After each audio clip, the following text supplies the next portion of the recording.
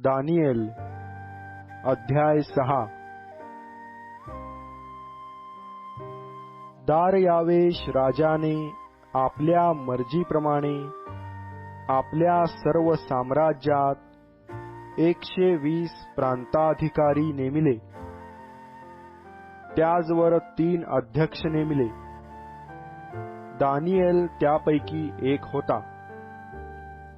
राजाचे काही नुकसान होऊ नये म्हणून प्रांताधिकाऱ्यांनी आपला हिशोब त्या तिघास द्यावा असे ठरविले। दानिएल त्या अध्यक्षात व प्रांताधिकाऱ्यात श्रेष्ठ ठरला, कारण त्याच्या ठाई उत्तम आत्मा वसत होता। त्याला सर्व राज्यावर नेमावे असा राजाचा विचार होता। असे असता राज्यकारभारा संबंधाने दानिएला विरुद्ध काही निमित्त शोधण्याचा प्रयत्न त्या अध्यक्षांनी व प्रांताधिकाऱ्यांनी चालविला, पण त्यास काही निमित्त किंवा दोष सापडेना, कारण तो विश्वासू असून त्याच्या ठाई काही चूक किंवा अपराध सापडला नाही। तेव्हा ती मनुष्ये म्हणाली, या दानिएला विरुद्ध काही निमित्त काढता येणार नाही, मात्र त्याच्या देवाच्या नियमासंबंधाने त्याच्या विरुद्ध काही निमित्त काढता आले तर येईल। मग हे अध्यक्ष व प्रांताधिकारी राजाकडे जमावाने आले व त्याला म्हणाले, दारयावेश महाराज चिरायू असा।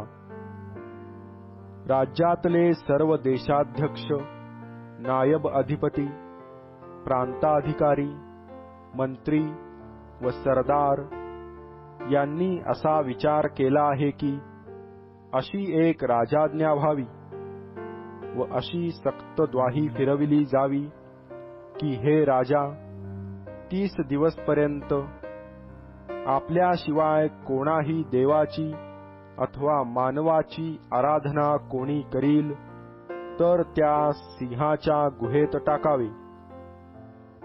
तर महाराज ही द्वाही मंजूर करा, फरमानावर सही करा, म्हणजे मेदी व पारसी यांच्या कधी न पालटणाऱ्या कायद्याच्या व्यवस्थेप्रमाणे हा ठराव पालटावयाचा नाही। तेव्हा दारयावेश राजाने फरमानावर व द्वाहीवर सही केली। ह्या फरमानावर सही झाली आहे असे दानिएलाने ऐकले। तेव्हा तो आपल्या घरी गेला। त्याच्या खोलीतल्या खिडक्या यरुशलेमेच्या दिशेकडे असून उघड्या होत्या। त्याने आपल्या नित्यक्रमाप्रमाणे दिवसातून 3दा गुडघे टेकून प्रार्थना केली व आपल्या देवाचा धन्यवाद केला। त्यावेळी ती मनुष्ये जमावाने आली। तो दानिएल आपल्या देवाची प्रार्थना व आराधना करीत आहे असे त्यास आढळून आले। तेव्हा ते राजाजवळ जाऊन त्याने फिरविलेल्या द्वाहीविषयी त्यास म्हणाले, महाराज, 30 दिवसपर्यंत जो कोणी आपणाशिवाय कोणा देवाची अथवा मनुष्याची आराधना करील त्यास सिंहाच्या गुहेत टाकावे अशी द्वाही आपण फिरविली ना? राजाने उत्तर दिले की मेदी व पारसी यांच्या न पालटणाऱ्या कायद्याप्रमाणे हे निश्चित ठरविले आहे। तेव्हा ते राजास म्हणाले, महाराज, पकडून आणलेल्या यहुद्यांपैकी तो दानिएल आपणाला व आपण सही केलेल्या द्वाहीला जुमानीत नाही, तर तो नित्य 3दा प्रार्थना करीतो। हे शब्द ऐकून राजा फार खिन्न झाला आणि दानिएलाचा बचाव करण्याचा तो विचार करू लागला. त्याचा बचाव करावा म्हणून त्याने सूर्य मावळेपर्यंत प्रयत्न केला. मग ती मनुष्ये राजाकडे जमावाने आली व त्याला म्हणाली, हे राजा, हे लक्षात आण, मेदी व पारसी यांचा असा शिरस्ता आहे की राजाने केलेल्या द्वाह्या किंवा नियम पालटता येत नाहीत. त्यावर राजाज्ञेवरून दानिएलास आणवून सिंहाच्या गुहेत टाकिले. राजा दानिएलास म्हणाला, ज्या देवाची तू नित्य सेवा करीतोस तो तुला सोडविल.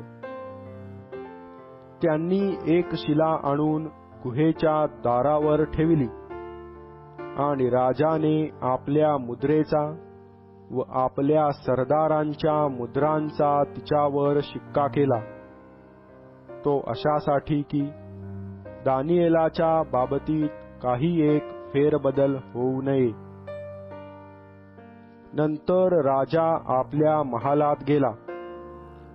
त्याने ती रात्र उपाशीच काढली. त्याच्या समोर वाद्ये आणली नाहीत.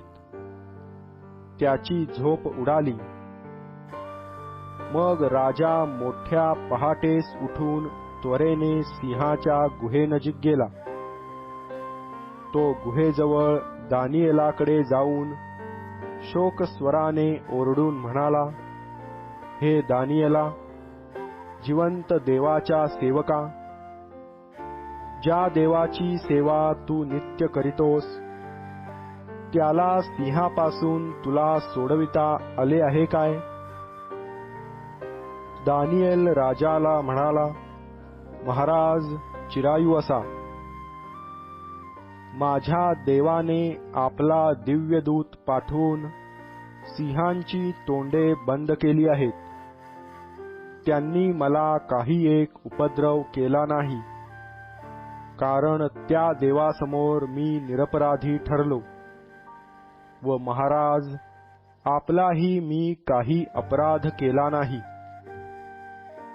तेव्हा राजाने अत्यंत हर्षित होऊन आज्ञा केली की दानिएलास गुहेतून बाहेर काढा. त्यास गुहेतून बाहेर काढिले तो त्याला काही इजा झाल्याचे दिसून आले नाही, कारण त्याचा आपल्या देवावर भरवसा होता. तेव्हा ज्या मनुष्यांनी दानिएलावर आरोप आणला होता त्यास राजाज्ञेवरून पकडून आणले आणि त्यास व त्यांच्या बायका मुलास सिंहाच्या गुहेत टाकले. तेव्हा ते सिंहांच्या तडाख्यात सापडून त्या गुहेच्या तळाशी पोहोचण्यापूर्वीच सर्वांच्या हाडांचा त्यांनी चुराडा केला. मग पृथ्वीवरील सर्व लोकास, सर्व राष्ट्रांच्या व सर्व भाषा बोलणाऱ्या लोकास दार्यावेश राजाने असे लिहून कळविले की तुमचे कल्याण असो. मी फर्मावितो की माझ्या साम्राज्याच्या सर्व हद्दीतील लोकांनी दानिएलाच्या देवापुढे कंपित होऊन त्याचे भय धरावे, कारण तो जिवंत देव आहे. तो सर्व काळ जवळ आहे. त्याचे राज्य अविनाशी व त्याचे प्रभुत्व अनंत आहे. ज्याने दानिएला सिंहांच्या पंजातून सोडविले तोच बचाव करणारा व मुक्तिदाता आहे. तो आकाशात व पृथ्वीवर चिन्हे व उत्पात घडविणारा आहे. हा दानिएल दार्यावेशाच्या कारकिर्दीत व कोरेश पारसी याच्या कारकिर्दीत भाग्यास चढला.